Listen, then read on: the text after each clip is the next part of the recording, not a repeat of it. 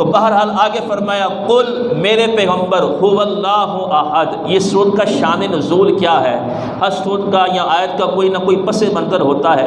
تو اصل بات یہ ہے کہ مشرکین مکہ نے بڑے عجیب سے سوالات کیے. کہنے لگے کہ ہم تو اپنے آباء و اجداد کی عبادت کرتے ہیں، ہمیں پتہ ہے ان کا حسب کیا ہے، ان کا نسب کیا ہے، لیکن جس معبود کی طرف تم ہمیں بلا رہے ہو ذرا بتاؤ تو صحیح، اس کا تعارف تو کراؤ، اس کا حسب نسب کیا ہے.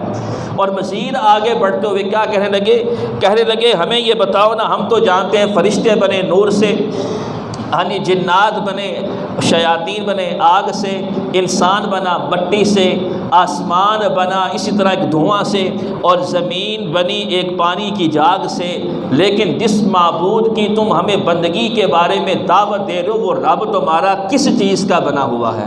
اب دیکھیں نا، یہ سوال تو ان کے گستاخانہ ہی تھے نا، سوال تو ان کے ایک بڑے عجیب معاملات کے اندر تھے کہ اپنے رب کا تعارف کراؤ، رب کس چیز کا بنا ہوا ہے.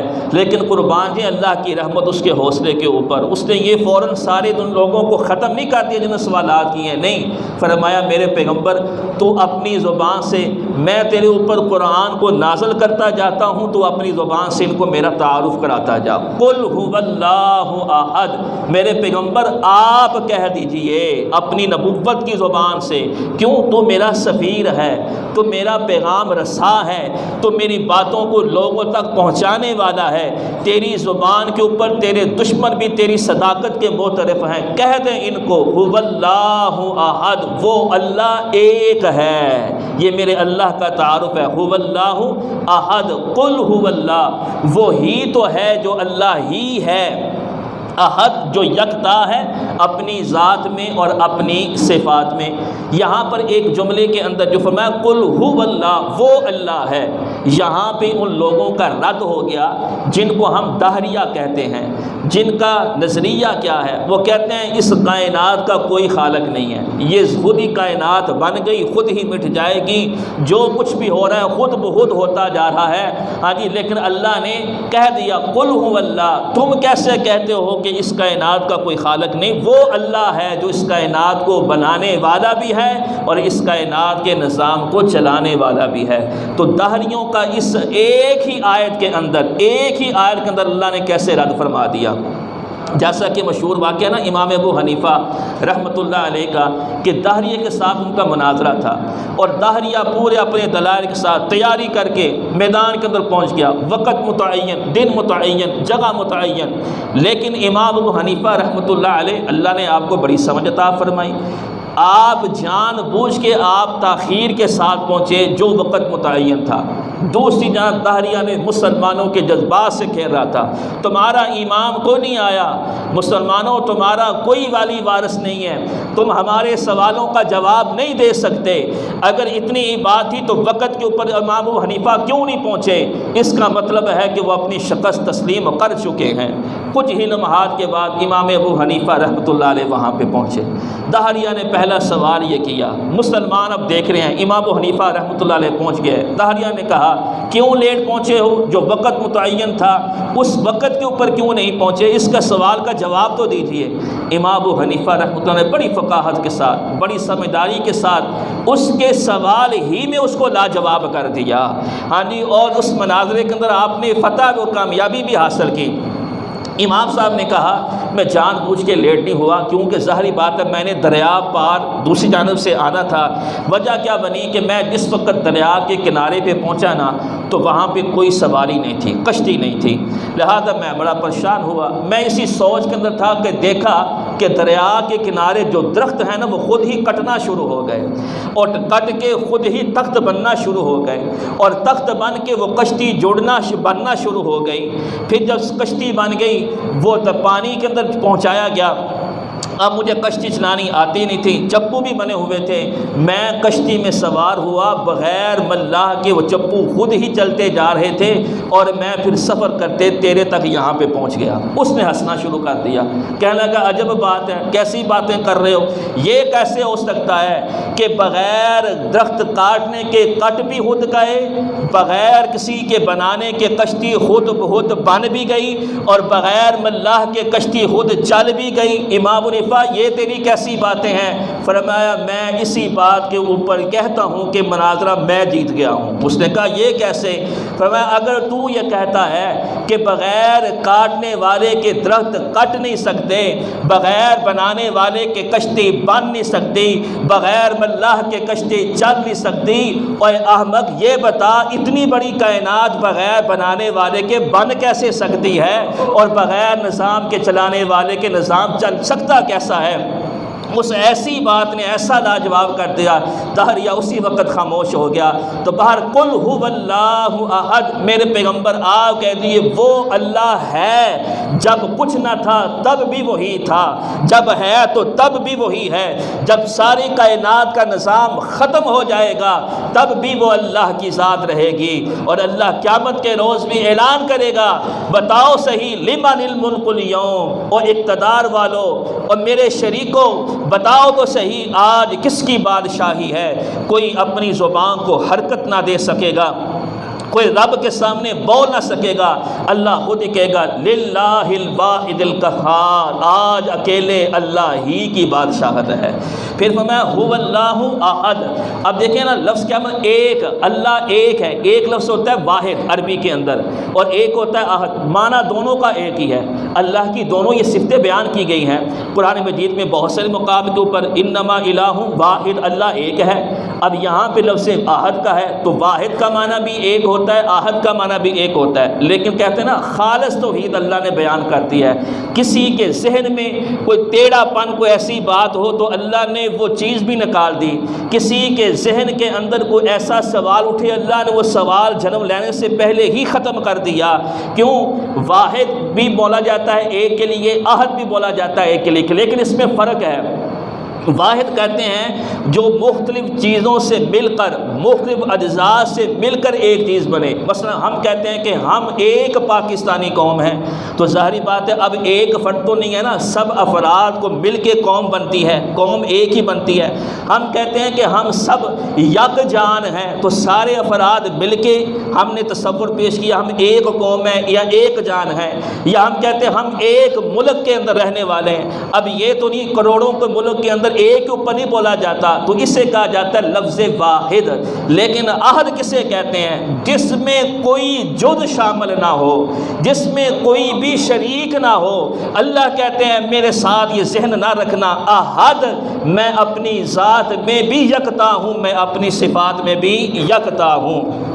تو اس لیے فرمایا قل هو اللہ احد۔ دوسری آیت اللہ الصمد، اللہ بے نیاز ہے، اللہ بے نیاز ہے، اسے اپنی مخلوقات میں کسی کی ذرہ پر بھی احتیاجی نہیں ہے۔ لیکن اللہ الصمد، حضرت ابن عباس رضی اللہ عنہ کہتے ہیں اس کا معنی یہ ہے کہ ساری کی ساری مخلوقات ایک اللہ کی محتاج ہو، لیکن اکیلا اللہ اپنی ساری مخلوقات میں کسی کا محتاج نہ ہو۔ وہ کہتے ہیں نا یہ کام ہونا ہے، یہ بھی سمجھ لیجیے، ہم کہتے ہیں وہ کہتا ہے کن تو وہ ہو جاتا ہے۔ قسم بخدا میرا رب کن کہنے کا بھی محتاج نہیں، یہ مجھے اور آپ کو سمجھانے کے لیے ہے، یہ لفظ تعبیر کیا گیا ہے کسی چیز کو سمجھانے کے لیے، کسی طاقت کو بتانے کے لیے، کسی کی سوچ کو سمجھانے کے لیے، وگرنہ میرا اللہ کسی چیز کا ارادہ کر لے بس وہ چیز وجود میں آ جاتی ہے، وہ کہے وجود سے معدوم میں ہو جائے وہ چیز معدوم ہو جاتی ہے۔ تو فرمایا اللہ الصمد، صمد کا معنی یہ ہے ہم سب اللہ کے محتاج، تمام کے تمام انسان اللہ کے محتاج، تمام کی تمام مخلوقات اللہ کی محتاج، تمام کے تمام انبیاء اللہ کے محتاج، نبیوں کے سردار اللہ کے محتاج، ہاں جی ہر ایک انسان اپنے اللہ کا محتاج، لیکن میرا اللہ اکیلا اپنی مخلوقات میں کسی کا محتاج نہیں۔ اور اگر وہ محتاج ہو جائے تو پھر وہ رب رہتے ہی نہیں ہے، اگر وہ محتاج ہو جائے تو پھر وہ رب ہی نہیں ہے۔ رب کہتے ہی اسے ہیں، اللہ کہتے ہی اسے ہیں جو اپنی مخلوقات میں کسی کا ذرہ پر بھی محتاج نہ ہو، ہر چیز میرے اللہ کی محتاج، سورج نکلنے کے اندر اللہ کا محتاج، چاند روشنی دینے کے اندر اللہ کا محتاج، ستارے جگمگانے کے اندر اللہ کے محتاج، دریاؤں کی روانی اللہ کے محتاج، صحراؤں کی جو کردار ہے وہ اللہ کا محتاج، پرند درند، ہر چیز اڑنے کے اندر، حشرات زمینوں کے اندر، پتھروں کے اندر، ہر مخلوق اپنے اپنے انداز میں اپنے اللہ کی محتاج۔ ہم انسان اپنی آنکھ سے دیکھنے میں اللہ کے محتاج، سننے کے اندر اپنے اللہ کے محتاج، بات کو سمجھنے کے اندر اپنے اللہ کے محتاج، زبان بولنے کے اندر اپنے اللہ کی محتاج۔ تو فرمایا لیکن وہ ایسی ذات ہے جو اپنی مخلوقات میں کسی کا ذرہ بھر بھی محتاج نہیں ہے۔ سید عطا اللہ شاہ صاحب بہاری رحمۃ اللہ علیہ اس کا معنی کرتے تھے، وہ ذات ہے جس کا سب کے بغیر کام چلتا ہے، لیکن ہم وہ ہیں کہ ہمارا اس کے بغیر کوئی کام بھی نہیں چل سکتا۔ ہواؤں کو چلانے والا میرا اللہ ہے، موسموں کو بدلنے والا میرا اللہ ہے، رات کی تاریکی کو دن کے اجالے میں بدلنے والا میرا اللہ ہے، دن کے اجالے کو ختم کر کے رات کی تاریکی کو لانے والا اللہ ہے۔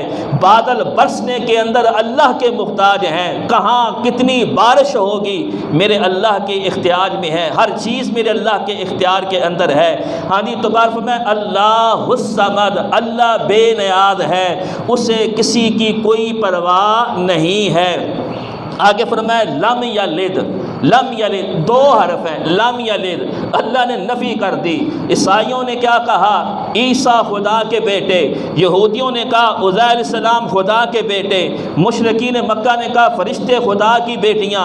اللہ نے فرمایا کیوں نسبت کرتے ہو؟ لم یلد، میرا کوئی بیٹا ہی نہیں ہے، میں نے کسی کو جنا ہی نہیں ہے، میری کوئی بیٹیاں ہی نہیں ہیں، تم میری طرف ایسی نسبتیں کیوں کرتے ہو؟ یاد رکھو جب تم کہتے ہو نا اللہ نے کسی کو اختیار دیا ہے، یہ اتنا بڑا جملہ ہے، یہ اتنا غضبناک جملہ ہے، قریب ہے کہ زمین و آسمان پھٹ جائیں اس بات کے اوپر جب تم کہتے ہو کہ اللہ نے اوروں کو اختیار دے رکھا ہے۔ اب یاد رکھیں جو عیسائی یا یہودیوں کا جو عقیدہ تھا یا مشرکین مکہ کا جو عقیدہ تھا وہ اس بات کے اوپر نہیں تھا، وہ حقیقی اولاد نہیں سمجھتے تھے۔ وہ کہتے تھے جس طرح باپ بسا اوقات بیٹیوں کی بات ماننے پہ مجبور ہوتا ہے، یا جس طرح بسا اوقات باپ اپنے بیٹوں سے مجبور ہو کسی بات کو تسلیم کرنے کے لیے مجبور ہو جاتا ہے، اسی طرح اللہ تعالیٰ کبھی کبھی ان کی بات ماننے پہ مجبور ہو جاتا ہے۔ یاد رکھیے اللہ کسی کے روب سے مرعوب نہیں ہوتا، اور کسی کی محبت میں اللہ کسی کی بات میں آنے والا نہیں۔ لا یسأل عما یفعل، ہاں جی وہ جو کرے اس سے کوئی پوچھنے والا نہیں، لیکن اس کی مرضی، جس سے مرضی چاہے وہ پوچھ لے یہ کام کیا کیوں ہے۔ تو باہر فرمایا لم یلد، اس نے کوئی جنا ہی نہیں ہے۔ نہ عیسائیوں کی بات کی نفی اللہ نے کر دی، یہودیوں کی نفی کر دی، مشرکین مکہ کی اللہ نے نفی کر دی۔ آگے فرمایا ولم یولد، نہ وہ جنا گیا ہے۔ وہ کہتے ہیں رب سے پہلے کیا تھا؟ فرمایا کچھ بھی، وہی تھا، وہی ہے، وہی رہے گا۔ ولم یولد، آگے فرمایا ولم یکن لہ کفوا، کف کسے کہتے ہیں؟ یہ اکثر طور کے اوپر جب شادی یا نکاح کی بات آتی ہے نا، یہ لفظ آپ نے سنا ہوگا، بھئی کف دیکھنا ہے۔ کیا کف کا مطلب ہے؟ اپنی برابری دیکھنا، رشتے کے اندر اپنی برابری کو دیکھنا، خاندانی طور کے اوپر، مالی طور کے اوپر، حسب نسب کے اوپر۔ تو کف کہتے ہیں کوئی ہم سر، کوئی مماثلت ہو۔